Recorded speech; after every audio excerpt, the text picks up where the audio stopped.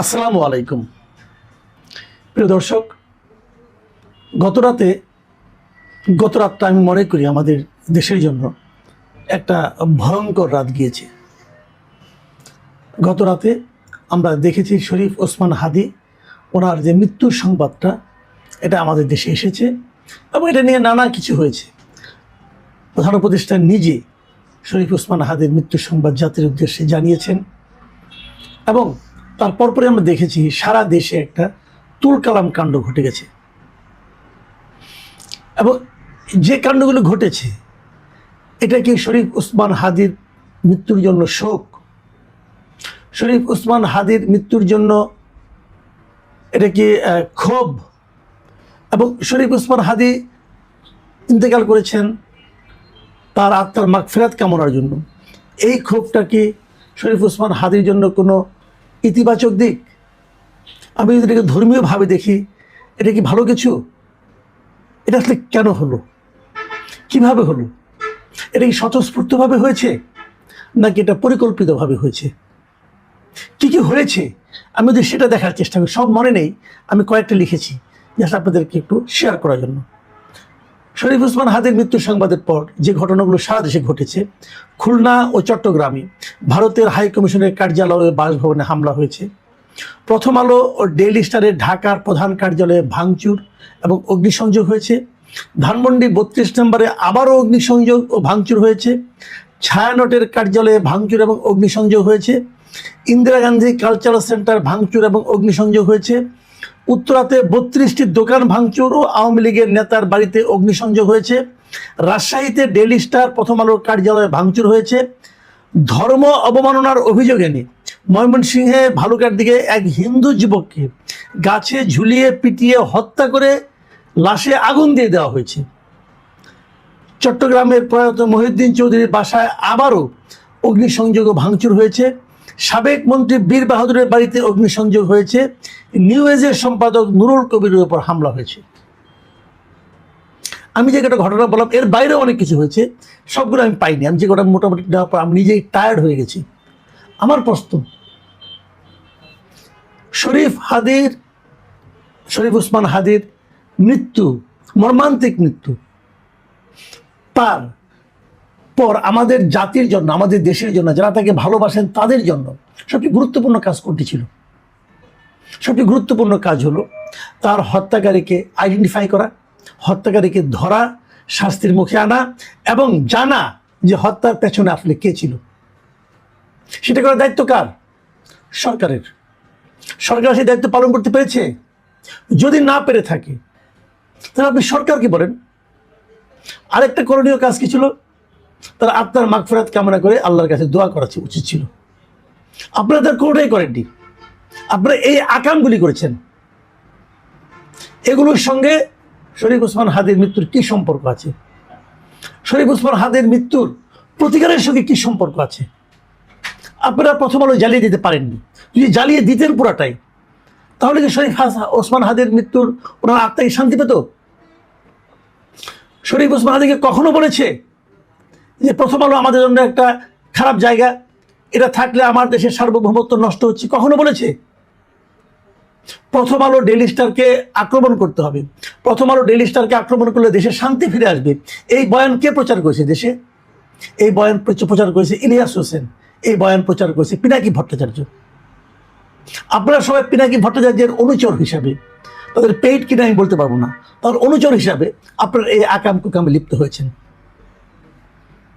কি লাভ করেছেন আপনারা? আমরা দেখেছি অনলাইনে যখন এই ঘটনাগুলি ঘটছে তখন মুহূর্তে প্রতি মুহূর্তে আমরা দেখেছি ইলিয়াস হোসেন তার ভেরিফাইড ফেসবুক পেজ থেকে একটার পর একটা পোস্ট দিচ্ছে। প্রথমে একটা পোস্ট দিল যে প্রথম আলোর একটা ইটও যেন না থাকে। এটা দেওয়ার পর ঠিক 8 মিনিট পরে একটা পোস্ট দিল যে প্রথম আলোকে বাঁচাতে ওদের অফিসের সামনে সেনাবাহিনী আসলে ওদেরকে উচিত জবাব দেওয়ার জন্য অনুরোধ থাকলো। দেখুন কত বড় উস্কানি। তারপরে তার 12 মিনিট পরে একটা পোস্ট দিল যে প্রথম আলো ডান, ডেইলি স্টারে চলে আসেন, ভারতের আস্তানা এদেশে থাকতে দেওয়া হবে না, শাহবাগের সবাই এখন চলে আসেন। মানে প্রথম আলোর কাজ হয়ে গেছে, এখন আপনারা ডেইলি স্টারে আসেন, সেটাকে অ্যাটাক করতে হবে। তারপরে বলছে এই দেশে কোনো ভারতের আস্তানা থাকতে দেওয়া হবে না, এবং শাহবাগে যারা জমায়েত হয়েছিল তারা সবাই এখন ডেইলি স্টারে চলে আসেন। তারও 10 মিনিট পরে দিল একটা স্টেজ আসছে, সেখানে এগুলো ডেইলি স্টার ডান, ওয়েল ডান বয়েজ, মানে সবাই তার বয়েজ আর কি, আর উনি হলেন লিডার। এই হলো আমাদের দেশের অবস্থা। এবং আমার সবচেয়ে ধিক্কার এই সরকারকে, ধিক্কার এই সরকারের স্বরাষ্ট্র মন্ত্রণালয়কে, আমার ধিক্কার সেনাবাহিনীকে পর্যন্ত। কারণ সেনাবাহিনীকে কিন্তু ম্যাজিস্ট্রেসি ক্ষমতা দেওয়া হয়েছে। এই যে একটার পর একটা বিদেশ থেকে ইনস্ট্রাকশন দিয়ে দিয়ে ইলিয়াস হোসেনের মতো দুর্বৃত্ত এই কাজগুলি করালো, কেউ প্রতিরোধ করতে নামলো না কেন? বলা হলো সেনাবাহিনী আসতে তাদেরকে উচিত জবাব দেওয়া হবে, সেনাবাহিনীকে তারপরে আত্মসম্মান লাগলো না কেন? কেউ কিছু বললো না। সাধারণ মানুষের মধ্যে, সারা দুনিয়ার মানুষের কাছে কি মেসেজ পৌঁছালো যে একটা পত্রিকা অফিস মানে সবার সামনে প্রকাশ্যে আগুন দিয়ে জ্বালিয়ে দেওয়া হচ্ছে, কেউ প্রতিরোধ করছে না, কেউ না, এবং সেটা আমাদের মেনে নিতে হচ্ছে। সরকার চুপচাপ বসে আছে। এর আগেও আমরা দেখেছি পত্রিকা অফিস সামনে অ্যাটাক হচ্ছে, এর আগে আমরা দেখেছি আনিস আলমগীরের মতো লোককে ধরে নিয়ে যাওয়া হচ্ছে। কেন? আপনারা একবার ভাবার চেষ্টা করুন, কেন? হাদির মৃত্যুর সঙ্গে এদের কি সম্পর্ক? বলা হচ্ছে এরা নাকি হাদির মৃত্যুকে জাস্টিফাই করার জন্য এক ধরনের বাস্তবতা তৈরি করেছিল। তো আপনাদের কি মনে হয় প্রথম আলো পরে ওই ঘাতক ওখানে গিয়েছিল? আনিস আলমগীর কিংবা আমি কিংবা আব্দুল নূর তুষার আমাদের কথা শুনে ঘাতক ওখানে গিয়েছিল? এই ঘাতক তো হাদির সঙ্গে ছিল। হাদির সঙ্গে এই ঘাতককে কে ভিড়িয়ে দিল? আমি ভিড়িয়ে দিয়েছিলাম, আনিস আলমগীর ভিড়িয়ে দিয়েছিল, প্রথম আলোর মতিউর রহমান ভিড়িয়ে দিয়েছিল। যারা ভিড়িয়ে দিয়েছিল তারাই তো ভাঙচুর করতে গেল। তারা কারা? তাদেরকে আইডেন্টিফাই করার পরিবর্তে তারা যে প্রথম আলোকে ভাঙলো সেখানে উৎসাহ দেওয়া হলো, এবং সরকার নিশ্চয় পড়ে থাকলো। দায় কার? কাকে দায়ী করবেন? কাকে দায় দেওয়া উচিত? এবং আপনারা কি ভাঙচুর করলেন? ভালো কাজ যে ঘটনা আপনারা ঘটালেন, যে ঘটনা আমি বলতে পারবো না, একজন লোককে বিচার নিজে এসে বলা হচ্ছে তিনি আমাদের মহানবীর নামে কটূক্তি করেছেন, এক হিন্দু ভদ্রলোক। সে করে থাকে, অন্যায় করেছে, আপনি সেটা থানা পুলিশকে দেন। আপনি নিজের হাতে বিচার তুলে নিলেন, তাকে পিটিয়ে মেরে গাছে ঝুলিয়ে আগুন ধরিয়ে দিলেন। বিশ্বের কেউ শুনলে এটাকে সভ্যতা বলবে? ইসলাম আপনাদেরকে এই শিক্ষা দিয়েছে? আপনারা তো ইসলামের ক্ষতি করতে আসছেন।